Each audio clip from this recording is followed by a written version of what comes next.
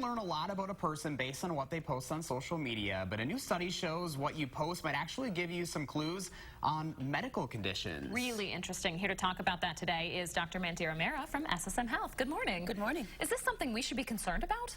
Great question. I think it's something that we should be very aware of, and also we'll see what other studies in the future show.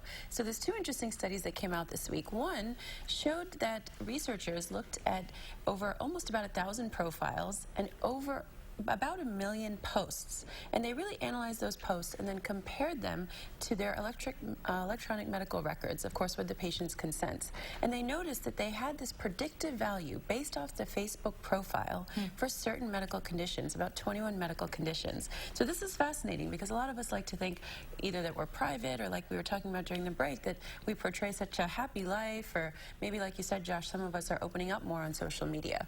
But interesting that 21 medical conditions could really be predicted based off our posts and our profiles. So things like depression, anxiety, hypertension, alcohol abuse. So I'll give you an example. You know, the profiles were scanned, for example, words like bottle, drink, alcohol, and if these words were flagged, then a predictive diagnosis was made of alcohol abuse, and then that was then compared to electronic medical record. So things like this go to show that maybe how our online presence is portrayed really might be a portrayal of who we are, or at least how we're perceived. Now this is in conjunction with a really fascinating study that came out talking about how online and internet usage affects our brain. So really the biomechanics, how we perceive the world. You know, there's been a lot of talk about limiting children's screen time and children's online presence. So between the ages of 2 and 5, there's really a push to say maybe 1 hour of screen time is enough. And part of the push comes from the fact that kids are no longer getting that balanced life that we're so used to hearing about playing, social interaction, really having that family time, because they're so sort of married to the screens nowadays. Right.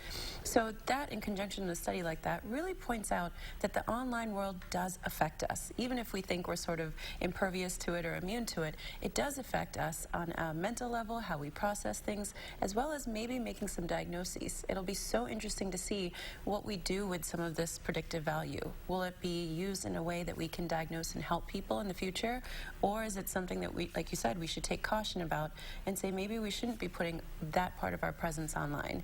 Really interesting. I don't think there's a right answer yet, except to try to lead a healthy, happy lifestyle. Yeah, I'm kind of in the middle of it because, like you said, you can help people. Because at the same time, like I was saying during the break before, is when people are, whether going through depression or whatever, if I see a negative post, I reach out to that person. Exactly. So there's also positive things that come out of this. You know, we talk about the Instagramification of society. Exactly. And so that is a great thing in some way because you can be more social. It connects us. You know, people now make friends online that they may never have connected with otherwise. On another hand, a lot of researchers are saying maybe that's making our attention decrease, our attention span decrease, because we're used to kind of this constant stream of notifications and alerts, and you may miss out on the moment and not be sort of mindful and present. So like you said, guys, positive and negative here, but trying to be balanced is really the key. Really interesting. Dr. Mehra, as always, bringing us the fascinating stuff.